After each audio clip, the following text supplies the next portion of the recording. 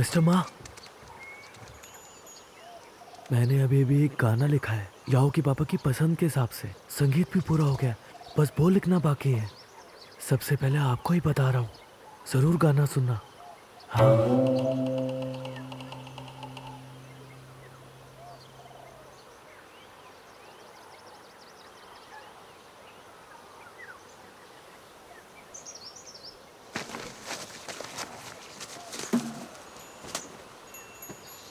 क्या यार, मैं यहाँ क्या झक मार रहा हूँ? मुझसे नहीं होगा, नहीं होगा, मुझे शांत रहना होगा।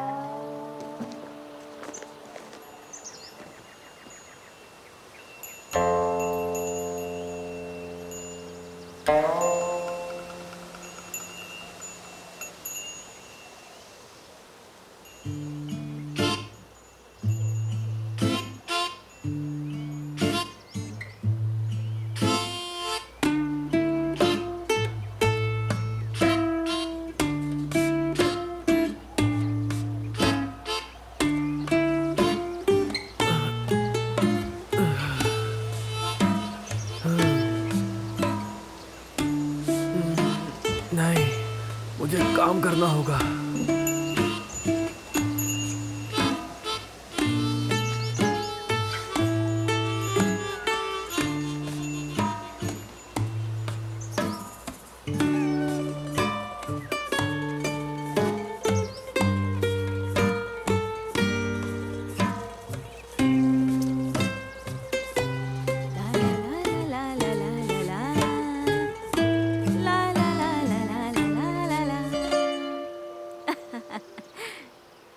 हे जियाहू, हेलो। अरे अरे अरे अरे, 2 दिन क्या काम किए फिर से आराम करने लगे। अब घूर घूर के क्या देख रहे हो?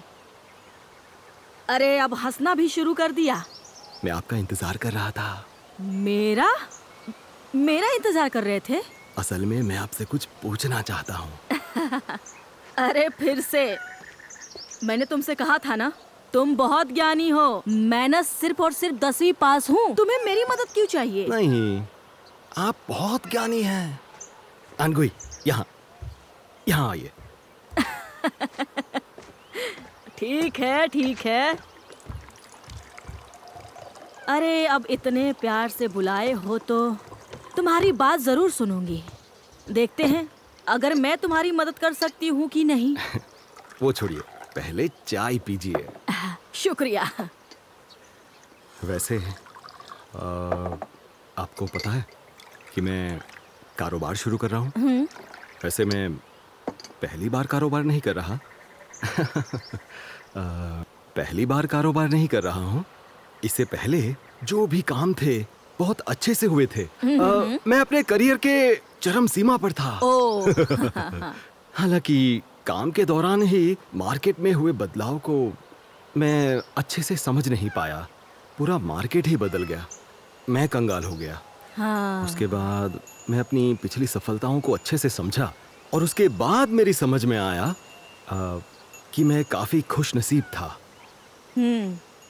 आपको पता है, 10 में से 9 कारोबार पूरी तरह ठप हो जाते हैं।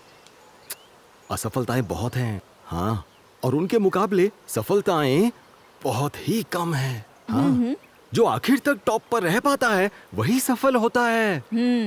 हाँ, हाँ, लेकिन हाँ, आपने जो मुझे सिखाया था वो बिल्कुल सही था। अपने पेरेंट्स का ध्यान रखना चाहिए। वैसे मेरे पेरेंट्स अब बूढ़े हो चुके हैं, तो इस बार अगर मैं असफल हुआ यानी इस कारोबार में, तो वो लोग इस सदमे को झेल नहीं पाएंगे। सच कहूं तो मुझे बस इसी बात की चिंता है। इसीलिए आपकी राय चाहिए कि मैं ये नया कारोबार करो या नहीं। मिस्टर मा, जो भी तुमने कहा वो सब बकवास था। क्या? तुम्ही ने कहा था ना कि तुम कारोबार कर चुके हो। अगर तुम फिर से शुरू करना चाहते हो तो मुझसे क्यों पूछ रहे हो? हाँ, क्यों पूछ रहे हो कि शुरू करना है कि नहीं करना है? अच्छा ठीक है, मैंने आपको ठीक से समझाया नहीं। ठीक है, एक मिनट। क्या मुझे अपना कारोबार चलाते रहना चाहिए? तुम पूछ रहे हो कि तुम्हें बीच सड़क पर हार माननी चाहिए, हाँ? ठीक है ना?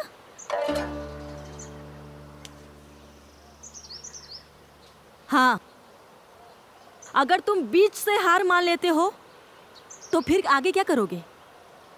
यहीं बैठकर दिन भर तपस्या करोगे क्या?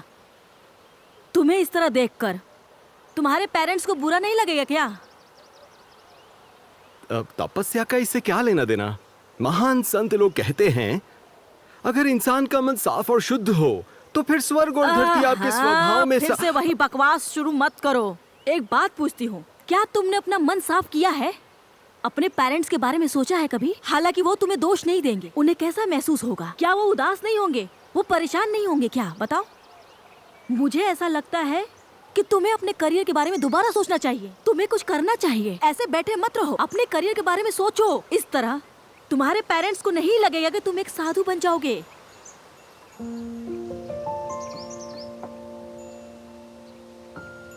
जब उनके बारे में सोचते हो तो अपने आप को उनकी जगह पर रखकर सोचना ही पड़ेगा, समझे? मैं खुद को उनकी जगह पर कैसे रख सकता हूँ?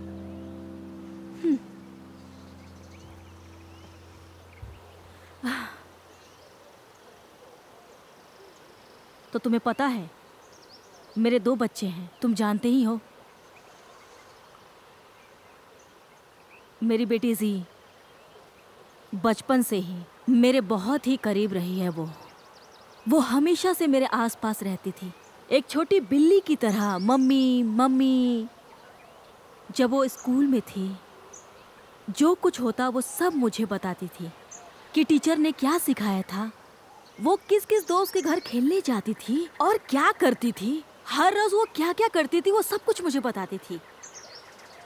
मेरा बेटा यांग, वो न कुछ ज्यादा नहीं बोलता, लेकिन जब भी उससे कुछ पूछो वो उसके बारे में बताने ही लगता था।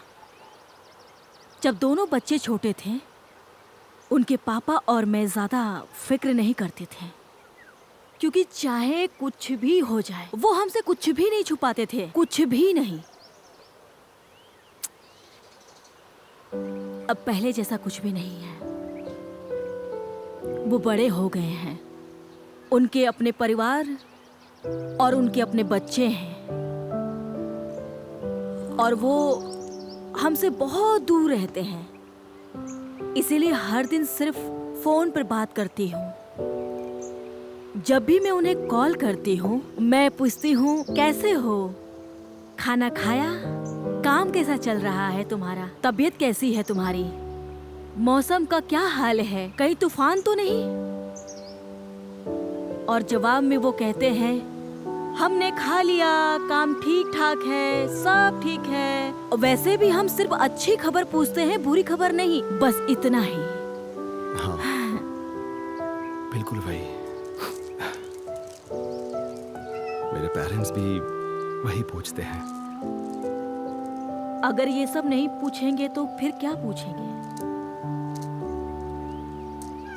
सच कहूं तो अगर वो हमें अपने काम के बारे में भी बताएंगे तो हमें क्या समझ में आएगा? अगर वो आपस में लड़ाई झगड़ा करते होंगे, अगर उनके बच्चे बीमार हैं या फिर वो अंदर से खुश नहीं है, वो हमें नहीं बताएंगे क्योंकि हम परेशान हो जाएंगे। और हमें पता है उन्हें कितनी मुश्किलें हैं, पैसा कमाना इतना आसान नहीं है। हम उन्हें और परेशान नहीं करना चाहते हैं, इसीलिए हम भी उनसे कहते रहते हैं कि यहाँ सब कुछ ठीक है। वैसे भी सब ठीक होती तो। एक बार यांग को सर्दी हो गई थी, वो बहुत बीमार था, उसे हॉस्पिटल के आईसीयू में रखना पड़ा, लेकिन क्या कर सकते थे, हमें पता ही नहीं था। फिर बसंत का त्योहार आया और नया साल घर पे वो मनाने के लिए आए थे। जी ने तब हमें बताया। मुझे इतना गुस्सा आया कि पूरे नए साल की छुट्टी बर्बाद कर दूं। सोच कर देखिए, एक सर्दी से आदमी की जान जा सकती है और वो आईसीयू में पहुंच जाता है। तो सोचिए अगर सच में कुछ बुरा होता तो उसके बाद आपको कितना पछतावा होगा। मिस्टर मा, जरा खुद को देखो। जब तुम समझदारी की बात करते हो तो तुम कितने समझदार और साफ दिमाग के लगते हो, लेकिन जब खुद की बारी आती है तो इतना बौखला क्यों जाते हो? मेरी मानो तो सब कुछ खुद से करने की जरूरत नहीं है।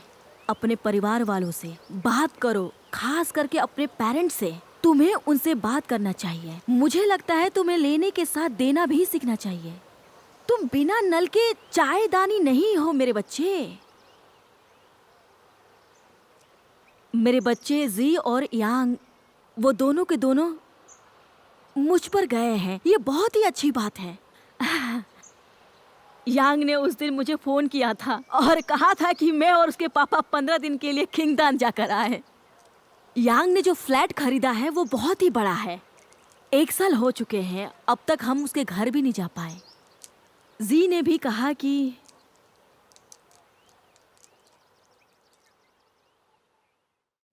听落雨掉进寂静